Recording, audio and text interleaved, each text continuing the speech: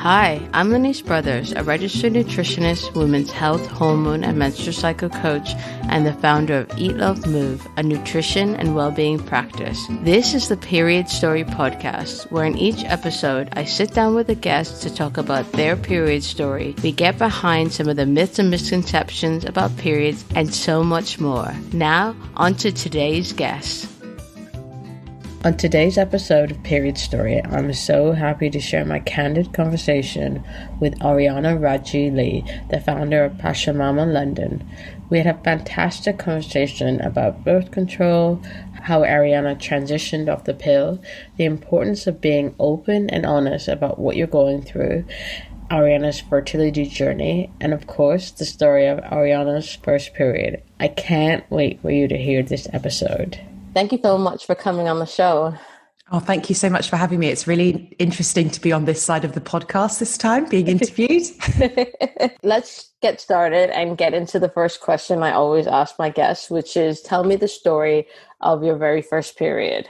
Yeah, so I don't think it was a great one. I don't think it was anything to necessarily kind of like write home about. I mean, I knew I was 13. I knew I was a little later than a lot of my friends. I remember there being a lot of blood. I remember being in a bit of pain, and I remember I wasn't at home.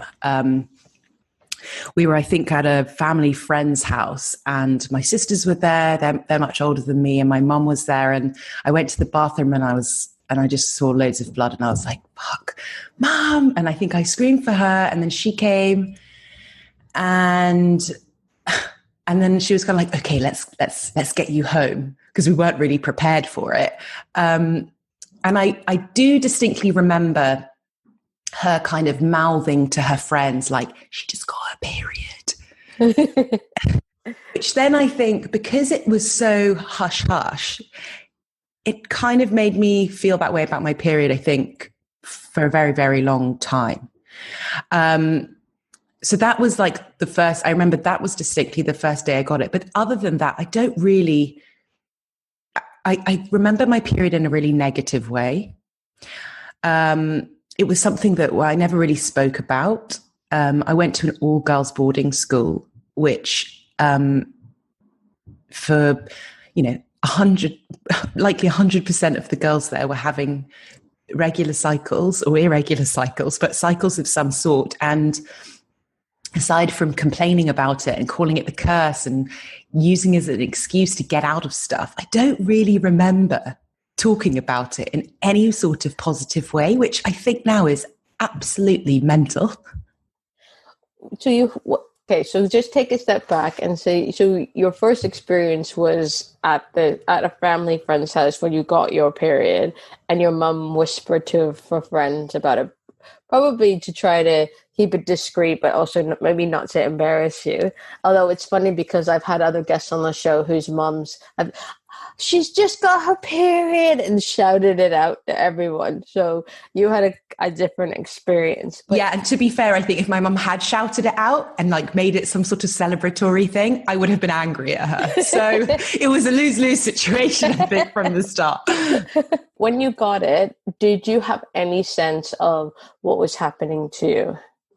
No, I don't think so. I mean, it was a really long time ago, and I have a terrible memory for the finer details of stuff, but yes, in biology, we kind of learnt about, I remember ovaries and fallopian tubes and how the egg comes down. But aside from that, I don't really think I recognized what it meant at the time, that it was starting your womanhood journey, breaking into the different next phase of your life. I don't think that it was ever discussed or thought about in that way, either at school or at home.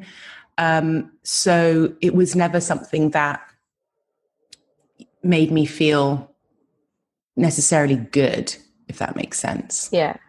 So you were at an all-girls boarding school, and again, your experience is really interesting because I think about a guest that I had on last week's show that just came out, and she was saying that she went to an all-girls school and she felt really empowered by her period, and it was just talked about like it was a normal thing. So your experience is quite interesting in that it was very negative, and it was talked about like the curse, and I don't know, I just wouldn't expect that from an all-girls school. Yeah, neither would I, thinking about it now. And maybe I'll have some of my school friends listening and being like, no, that's not right. I had a really good experience. We talked about it all the time in a really positive way. But I honestly don't think that was the case. And maybe it was just that way for me. But I don't remember, now I sit down with my girlfriends and I'm like, yeah, I'm a week away, or like, I'm in dead of winter, I'm on my period. It's very, I kind of tell people where I'm at, because I have a better understanding of what that then means for my moods and my behavior. And I can inform my friends and my husband. Whereas back then, it wasn't spoken about at all. It was just like, yeah, I'm on the curse. And that was kind of it. And I think maybe it's because like the school that I went to was relatively traditional, it was pretty old school. So it wasn't necessarily that open about these sort of topics and bodily issues that, not even issues, just bodily functions that can be seen as a little bit icky, but actually completely normal. So you grew up with this idea that, certainly in your teenage years, that having a period was like a curse, because that's the language that was used around it. So then talk about what happened with your relationship with your period as you graduated from high school and then went into the next phase of your life. How old is high school? Like 16? Like secondary school. Okay, so 18, right, yeah. Sorry. Up until those kind of late teens, early 20s, my period was always quite a rough time. I remember just having a lot of pain just before and during,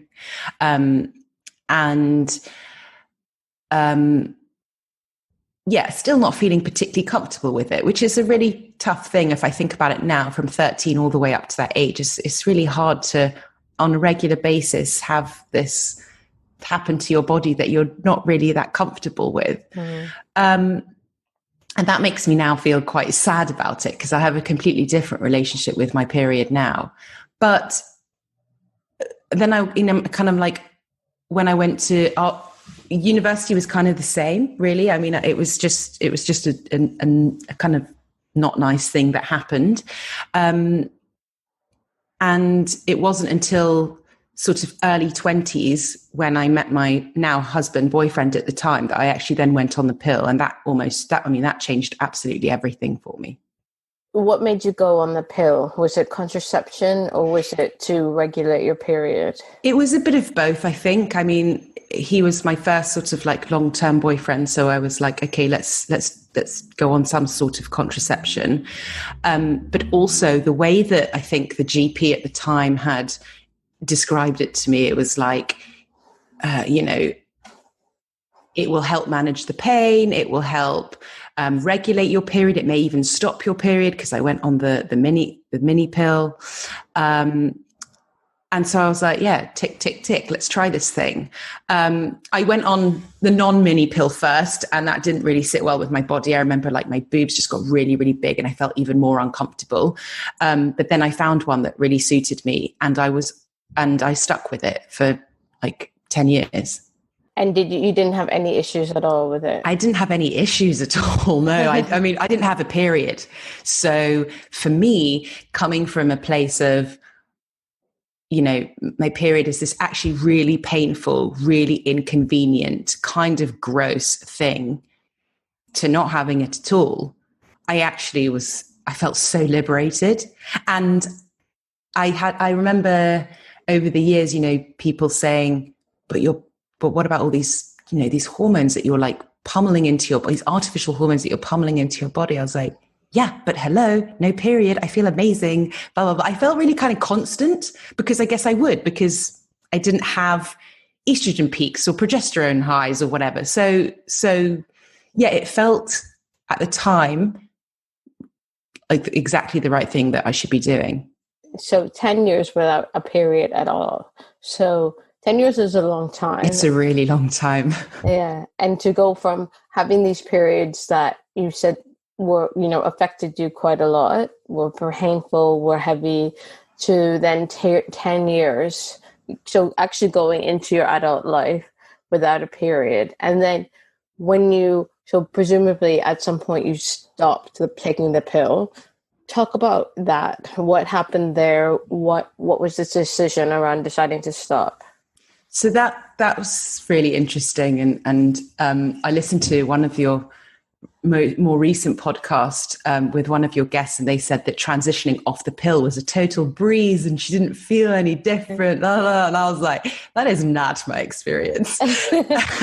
So I decided to come off because my husband and I, we got married a couple of years ago, and we were like, okay, if we're going to try and start a family, let's try and start now. I've been talking about my period and coming off the pill for a while at Pachamama, and it's been an ordeal. It's felt like an ordeal for me. So I came off last October, but I specifically went to my GP and I said, if I come off the pill, how likely is it? How quick can we get pregnant? And he was like, it's almost immediate. So I thought, okay. It could be almost immediate. You hear all these things, you read all these bits online, and it's like you're most fertile when you immediately stop your contraceptive pill, et cetera, et cetera. So I was like, great, I'll just come off and we'll just have loads of sex and I'll be pregnant within months. But I mean, it didn't happen like that. It hasn't happened like that. I came off the pill. I remember literally the day I stopped taking it, rushing into Boots and buying a fuckload of tampons, a fuckload of pads, expecting it to come literally any day, and not really remembering or knowing how to handle it, just knowing that it wasn't a good experience. It's heavy, it's painful, so just stock up on Feminax and be prepared. But it didn't come for 2 weeks. It then didn't come for 4 weeks. And I was like, oh God, I've done something wrong. I've done something to my body here. It's kind of freaking me out that why isn't my period coming? I've come off the pill. My GP said, these things, everything will kind of go back to normal. It just didn't. And so I really sort of started to panic and then wondered, maybe people were right. Maybe I was on the pill for such a long time, putting all these drugs into my body, that I've done something awful. And I spoke to a friend of mine who was in a very similar situation. She'd been on the pill for 8 years, I think. She'd just come off it. She hadn't had her period for 2 months. And her GP had told her it can take up to 6 months to get your period back. So I was kind of annoyed. I was relieved, but I was also really pissed off that my GP hadn't disclosed the full information about coming off the pill. And then I was really, really, I think it was almost supposed to happen this way, because then when my period did come after 2 months, I got it in December, just at a friend's wedding. I remember that. I was so relieved.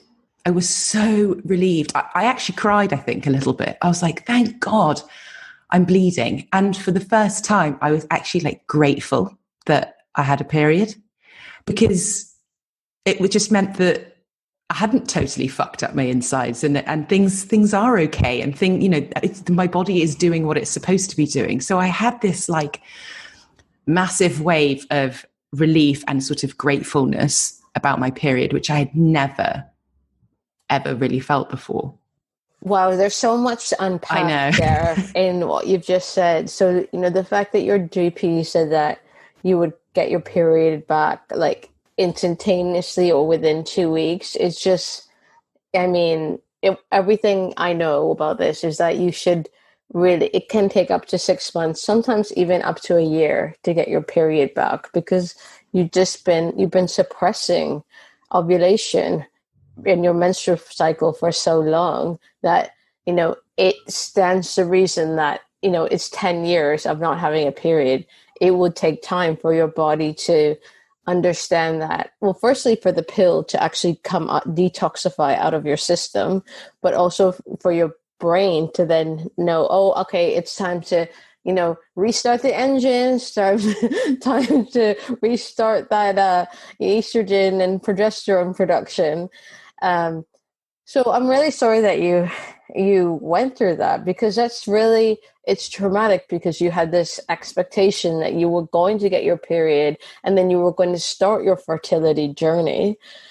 So talk about what happened after you got your period. So 2 months after you stopped the pill, what happened after you got your period?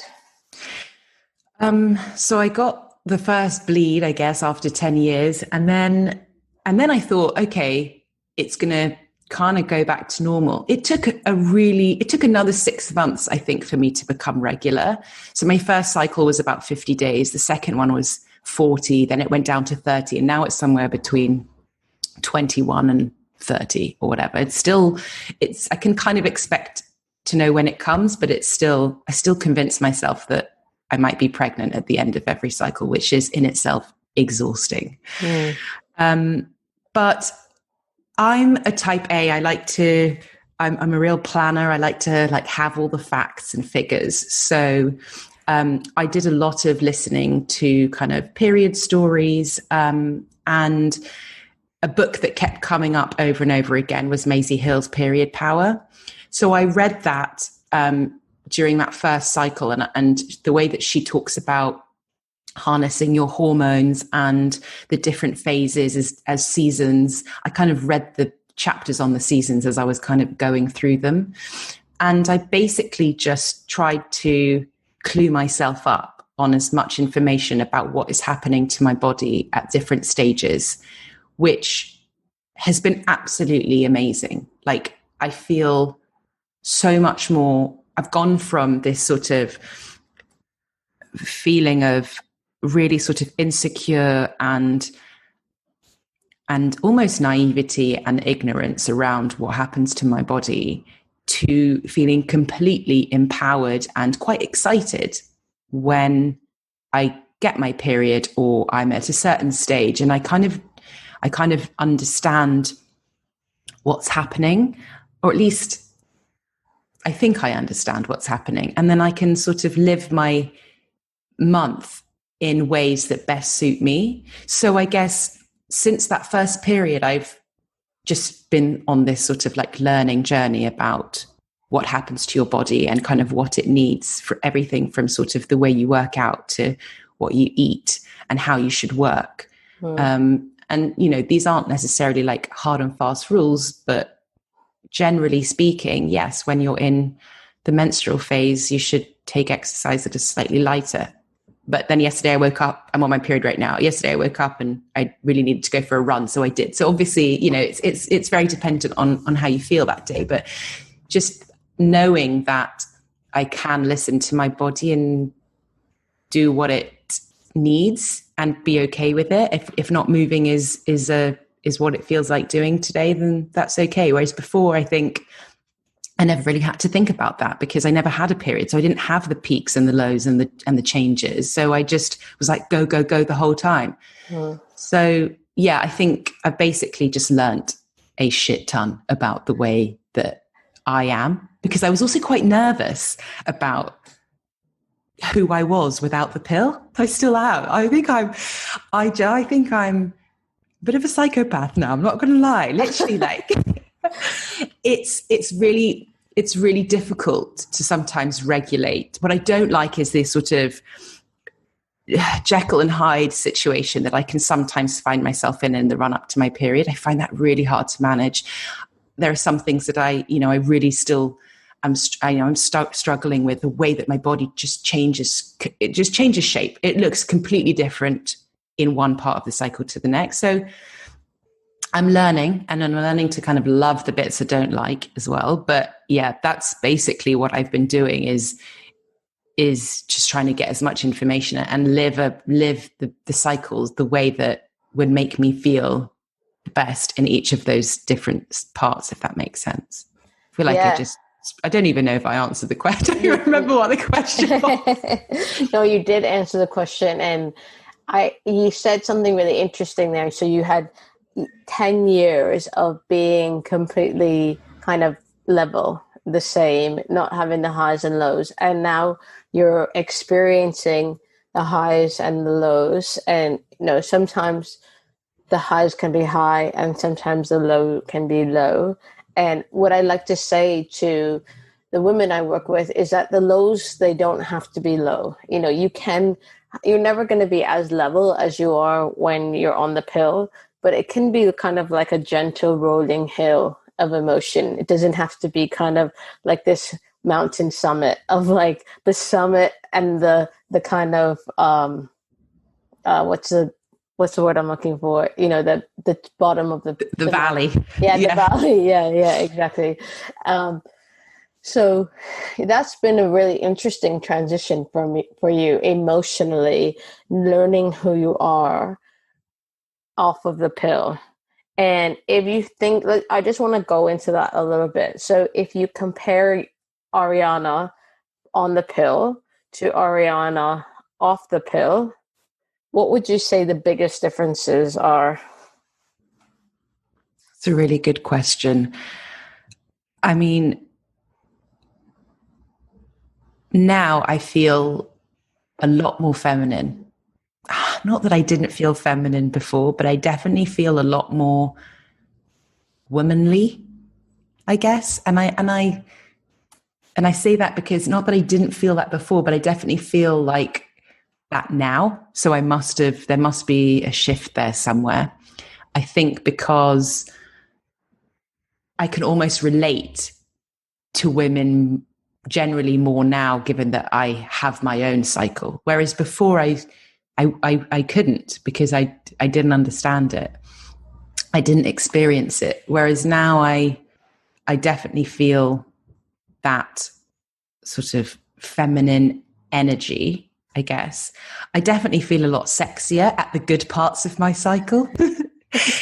And I definitely feel more empowered because by nature of learning and gaining that knowledge about what happens to me and my body, I feel a lot stronger.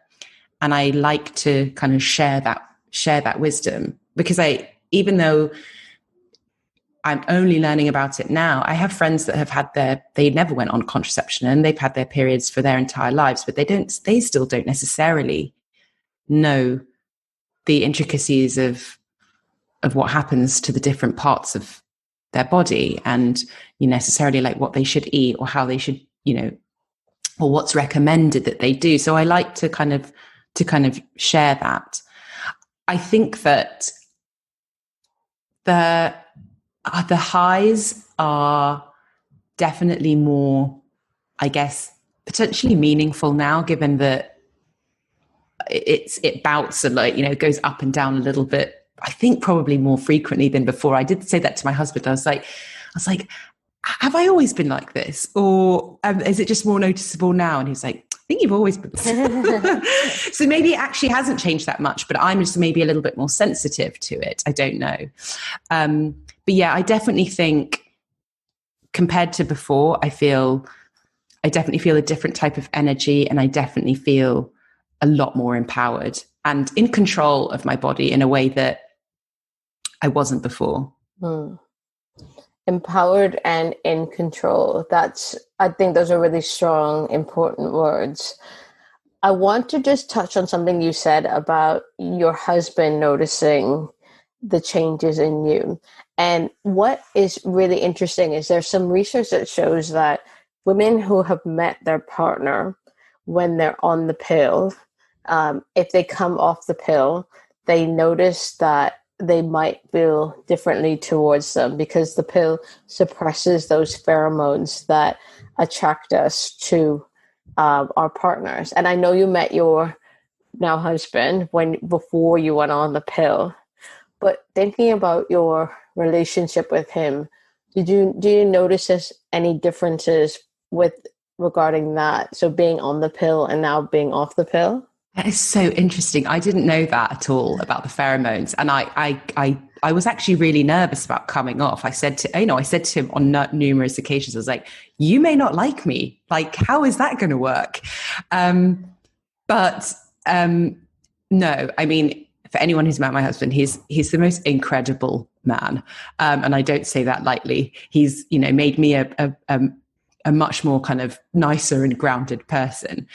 But I don't think it's changed anything. I think he may have noticed that I can get more sensitive about things around certain times of the month, but we're pretty open about it. I tell him, okay, I'm in autumn, so I track everything, or at least I try to, or I look at the cycle, and it tells you when you might be PMSing. So I just give him a forewarning. I'm really tempted to put my cycle days in his diary so that he's aware. But yeah, no, he's pretty good like that. He's a pretty chilled out person. So he definitely knows how to I guess, I want to say handle me, but that's just a terrible way. Just how to give me space when I need it, and how to comfort me when I need that. But actually, if anything, I think I've definitely got a higher sex drive now that I'm off the pill. That's definitely something that I should have mentioned before. So for us, in that respect, it's also been great. And that's why I say when I think maybe what I meant when I was saying I feel a lot sexier is that I definitely have that libido back, which I think sometimes the progesterone only pill can sort of diminish. So yeah, no, thankfully he still likes me and we're still happily married. And in terms of your sex drive, so you said you've got it back, and what are the differences that you notice? Is it you are more likely now to initiate sex, or your orgasm stronger, more sustained? Talk a little bit about that. Yeah, I just find that I want to have sex more often. And I'm likely the one to initiate it most of the time. Orgasms have always been pretty intense, so they've been good. I haven't noticed, I don't think, any sort of major shift in that. But in terms of just when I feel like having sex and like wanting sex, it's definitely been on the up since I've come off the pill. Okay. And now I'd like to just talk a little bit about the fertility side of your story. So you come off the pill nearly a year ago. You got your period back 2 months in, and you described how at the end of every cycle you have this anticipation of potentially being pregnant. Can you talk a little bit about what you've been doing to support your fertility? Yeah, not much, to be totally honest. The first few months of coming off, so I came off the pill in October. I got my first pill in December, and then I remember I said the cycles were really, really long. So it's only sort of in around April, May, I'd say May even of this year. So only a few months ago have they really started to sort of regulate. So it was kind of giving my body a bit of time to adjust. And kind of get back into a more, regular cycle. I said I did nothing. I've just remembered. I took loads of supplements. So, so like I said, I'm type A. I'm literally like, okay, what do I need? What do I need? What can I get? I remember that meeting that I had with the GP. He was like, if you want to, just before you start and when you get pregnant, or just as you're trying and when you get pregnant, you need to take folic acid. So I bought folic acid and I was kind of taking that for a while. And then somebody had recommended some fertility supplements, which included folic acid. So I took that instead. Then I bumped into another friend who said, oh, I take these sort of other sachets and, it's actually for PCOS. It's for women who suffer with PCOS, but they've, all my friends have taken them and they've been pregnant within 3 months. Why don't you take that? So I was like, okay, why not?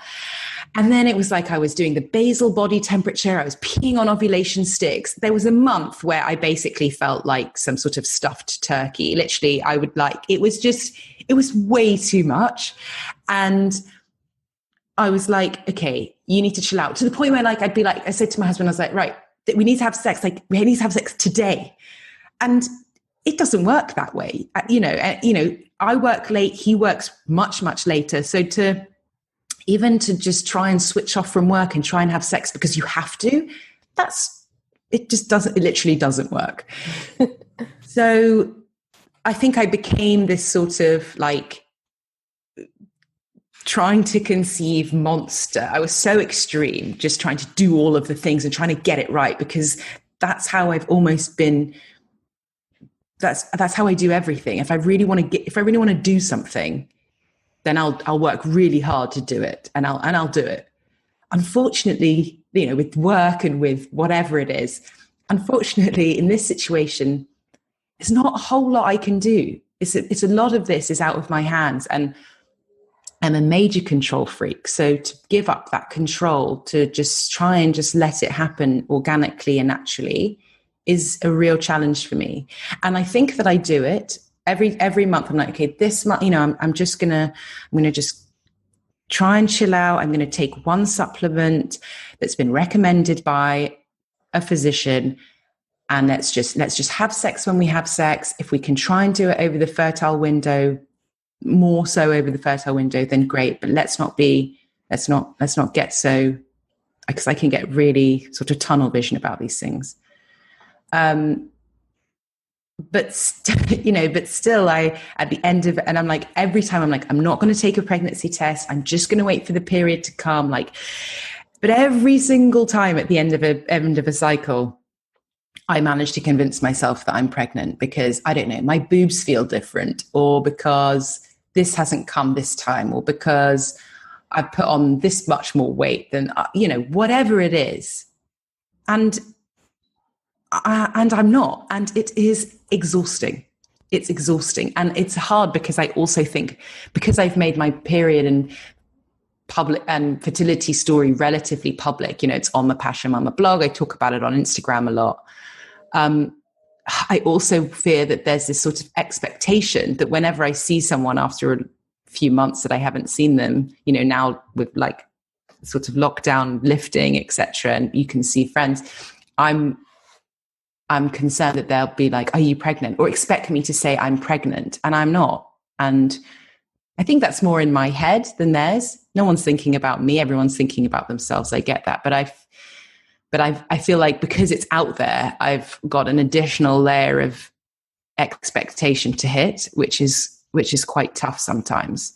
So I'm trying to now find ways of sort of relaxing and being a bit more sort of like forgiving to my body and my mindset more than anything else, because the more I think about not being pregnant, the more stressed or anxious I become. And I think that that's obviously just terrible for your insides and your, both physically and mentally. So we're running a yoga fertility course on Pachamama, which I'm actually partaking in myself, which is great. It's only started last Friday, but I've been doing the practices, and they're really sort of, even if it's more for my mental state, they're just really sort of grounding, which is good. But yeah, that was a long answer, I know, but yeah, it's a lot.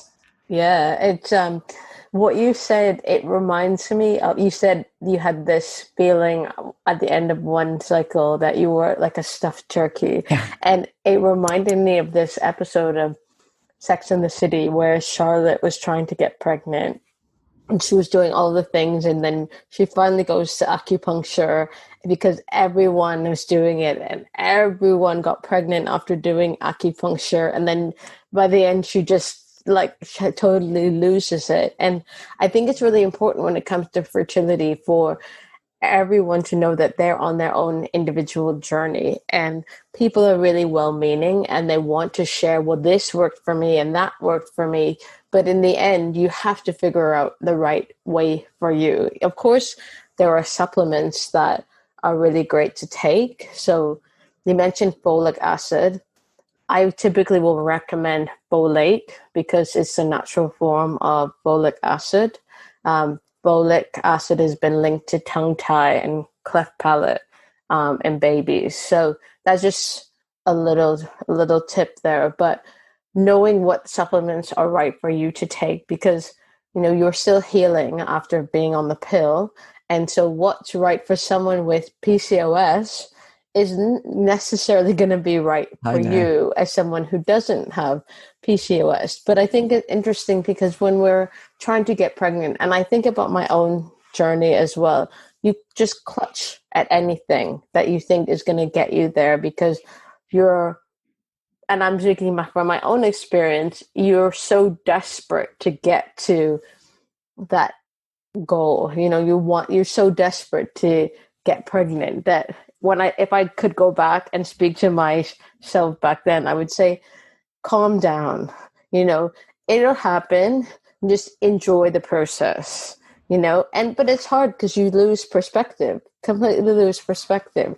So I want to talk a little bit more about what you said about letting go and finding ways to let go. So you mentioned the yoga fertility course that you're doing. What other ways what other things are you using to let go a little bit? I'm a terrible letter goer, honestly. But I mean, yoga in general, I only really started to do since lockdown. My husband was always into it. And he sort of bought me a mat and pulled it alongside his, at the start of lockdown. And I don't do it that often. I don't, I'm not a regular yogi, but I try and do it at least once a week. And I do, whether it's fertility yoga or not, it's definitely helped me get some space.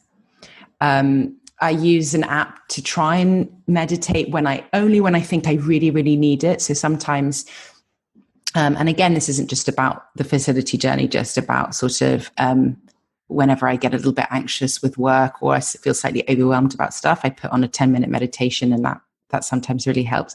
I'm a lot better at saying I'm doing these things than actually doing them. Walking really helps, getting outside. That's definitely a game changer for me. I also started running, which I normally used to hate, but I find that if I do it for more therapeutic reasons than physical ones, I really, really enjoy it. And it doesn't need to be long. So I guess either stillness or getting outside really, really helps with that.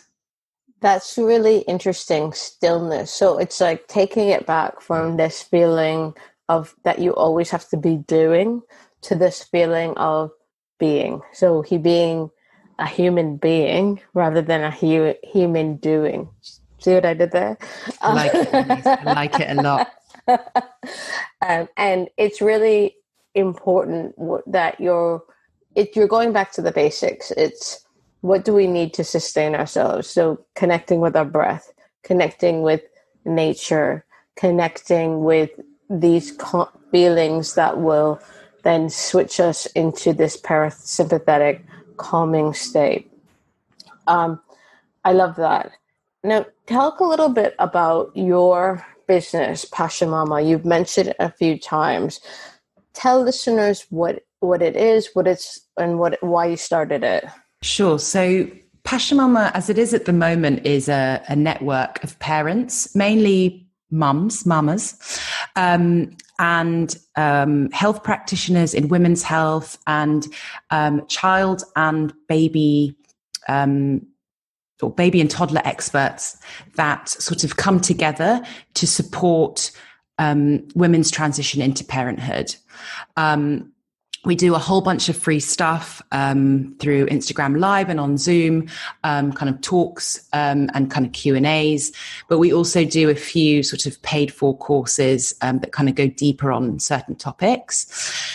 The end game, though, for Pachamama was to always have a sort of physical space or spaces across London. And the idea is, whilst it's shifted online for COVID, either online or in real life, is to create this sort of destination for women to come to sort of get back in touch with not who they were before their baby, but there's definitely a shift in identity when you become a mother. And so it's just to kind of give them a space to come to feel safe and supported, whilst also giving them, even if it's a couple of hours in their day, to kind of do what they need.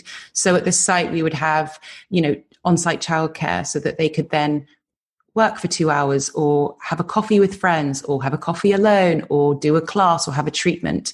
And that's what I'm trying to create. I think, sharing knowledge and bringing people together and community is a massive part of what I do in my day job. And I wanted to kind of create that for, I guess, certainly the next stage of my own life, because if I'm headed that way, that's something that I desperately would like to have in existence when I get there. Because obviously I'm not a mum yet. But I before I started Pachamama, I spoke to a lot of women, mainly friends first, and then kind of their wider NCT groups, and did sort of surveys and had sort of focus groups, and really it really you kind of hit home that a lot of the needs for, I guess, modern motherhood aren't necessarily met here in the UK, at least. And so I wanted to see how I might be able to fill that gap and support them in ways that they need, that they can't find sort of elsewhere. I love that. And I love what you mentioned about that transition in identity, because it's certainly something that I experienced. And when I look at my friends who have had children, there is that identity shift. And it's this push and pull where I've seen some of them really fall into this identity of being a mom, a mother, and that becomes kind of all-encompassing for them. But then others have really struggled with that. And I always find it really interesting, the French, how they say that actually being a mother is just one part of their identity, and they are really passionate about making sure that they are still in touch with the other parts of their identity, and not kind of letting motherhood is important and it's part of them, but it isn't the only thing. And I think that is something that, a lot of us need to remember, because it also makes you a better mother when you're kind of still in touch with the other parts of you. Yeah, I couldn't agree more. And obviously, it's like I said, I don't have firsthand experience, but we are all about, I feel really passionately about championing the woman behind the mother. And as you say, that motherhood is just one part of who she is. So yeah, that's what we're doing. And that's what I hope to create, pretty quickly in a physical space when that time is right. So if listeners are really interested in what you're saying, they're really interested in Pachamama, where can they find you? So a lot of our free content is on IGTV. So Instagram is probably a really good place to start. Our handle is @pachamama.london.